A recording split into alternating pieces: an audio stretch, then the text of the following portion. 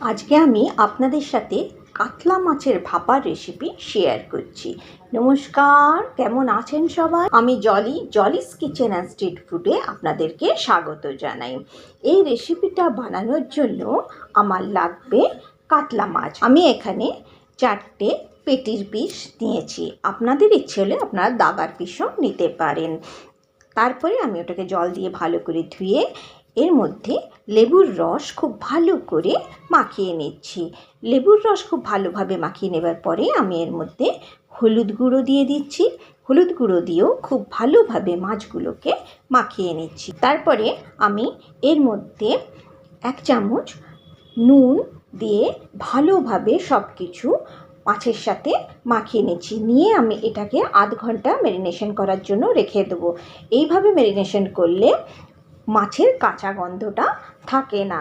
তারপরে আমি মশলা রেডি করার জন্য 2 চামচ কালো সর্ষে নিয়েছি, 1 চামচ সাদা সর্ষে নিয়েছি, তার সাথে আমি 1.5 চামচ পোস্ত নিয়েছি।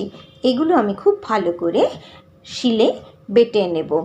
বেটে আমি এটাকে ছাঁকনির সাহায্যে ছেঁকে নেব, তাহলে গ্রেভিটা খুব স্মুথ হবে আর খেতেও খুব ভালো হবে। তারপরে আমি একটা টিফিন বাটি নিয়ে নিয়েছি, তার মধ্যে আমি মাছগুলোকে রেখে দিচ্ছি। 4 পিস মাছ নিয়েছি, তার মধ্যে আমি সর্ষে পোস্ত বাটাটা ছেঁকে নিয়েছি সেটা এর মধ্যে দিয়ে দিচ্ছি। দেওয়ার পরে আমি এর মধ্যে 1 চামচ নারকেল বাটা দিয়ে দিচ্ছি। তারপরে আমি এখানে 1 চামচ ঘরে পাতা টক দই দিচ্ছি। যেহেতু টক দই দিয়েছি সেই জন্য আমি যদি নারকেল বাটাটা দিচ্ছি তাহলে দুটো টক মিষ্টিটা ব্যালেন্স হয়ে যাবে, বেশি টক লাগবে না আর খেতেও খুব সুন্দর লাগবে। আর এখানে আপনারা ফ্রেশ দইয়ের ব্যবহার করবেন, বেশি টক দইয়ের ব্যবহার করবেন না। তারপরে আমি মাছগুলোর সাথে সব মশলা একসাথে ভালোভাবে মিশিয়ে নিচ্ছি। এখানে একটু হলুদটা কম হয়েছে, সেই জন্য আমি এর মধ্যে আবার 1/2 চামচ হলুদের গুঁড়ো দিয়ে দিচ্ছি। হলুদের গুঁড়ো দিয়েও আমি মাছটার সাথে খুব ভালোভাবে মিশিয়ে নিচ্ছি। ভালোভাবে মিশিয়ে নেবার পরে আমি এর মধ্যে 2 চামচ সর্ষের তেল দিয়ে দিচ্ছি। 2 চামচ সর্ষের তেল দেওয়ার পরে সব কিছু খুব ভালোভাবে মিশিয়ে নিচ্ছি। আমি এখানে কাঁচা লঙ্কার ব্যবহার এখনও করিনি। যদি আপনারা বেশি ঝাল খান তো আপনারা যখন সর্ষে বাটবেন তখন 3-4টে কাঁচা লঙ্কা বেটে নেবেন।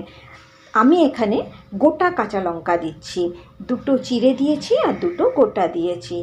যারা কম ঝাল খান তারা এইভাবে দিলে লঙ্কার স্বাদও আসবে, গন্ধও আসবে। আর বেশি ঝাল খেলে আপনারা বাটা দিয়ে দেবেন। এরপরে আমি টিফিনটা বন্ধ করে দিচ্ছি, দিয়ে আমি গ্যাসের ওপরে একটা প্রথমে কড়াই চাপিয়ে দিয়েছি। তার মধ্যে আমি জল দিয়ে দিয়েছি, অল্প জল দিয়েছি। জলটা যখন ফুটে উঠেছে তখন আমি এর মধ্যে টিফিন বাটিটা বসিয়ে ঢেকে দিয়েছি। আমি ডাইরেক্ট জলের ওপরে বসিয়েছি। আপনারা যদি আপনাদের কাছে স্ট্যান্ড থাকে তাহলে স্ট্যান্ডের ওপরে বসাবেন, নইলে একটা ছোট থালার উপরে বসাবেন। তাহলে কি হবে, এইখানে যে বাটিটা নড়ছে দেখছেন, বাটিটা নড়বে না। আমি যখন বাটিটা নড়ছে তখন আমি ওপরে একটা নোড়া চাপিয়ে দিয়েছি, তাহলে বাটিটাও নড়বে না। ডাইরেক্ট জলের উপর বসালে সেদ্ধটা তাড়াতাড়ি হয়, রান্নাটা তাড়াতাড়ি হয়, তাই জন্য আমি এরকমভাবে বসিয়েছি। এরকমভাবে আমি 30 মিনিট বসিয়ে রাখবো। 30 মিনিটের মধ্যে আপনারা মাঝে মাঝেই জলটাকে চেক করবেন। জলটা শুকিয়ে গেলে ওর মধ্যে গরম জল অল্প অল্প অ্যাড করতে থাকবেন। 30 মিনিট পরে দেখুন আমার রান্নাটা হয়ে গেছে। আর এই রান্নার পুরো প্রসেসটাই লো টু মিডিয়াম ফ্লেমে করবেন। রান্নাটা দেখতে যত সুন্দর হয়েছে খেতেও কিন্তু ততই স্বাদিষ্ট হয়। আর এর মধ্যে কাঁচা মাছের কোনো গন্ধও থাকে না। আপনারা নিশ্চয়ই একবার রান্না করবেন এইভাবে, দেখবেন খেতে খুব ভালো হবে। আর এটা খুব সিম্পল রেসিপি, যারা নতুন নতুন রান্না করছেন তারাও এই রেসিপিটাকে খুব সহজভাবেই রান্না করে নিতে পারবেন। আশা করছি আপনাদের এই রেসিপিটি ভালো লেগেছে। ভালো লাগলে আমার চ্যানেলটিকে সাবস্ক্রাইব করবেন, বন্ধুদের সাথে শেয়ার করবেন আর একটা লাইক নিশ্চয়ই করবেন।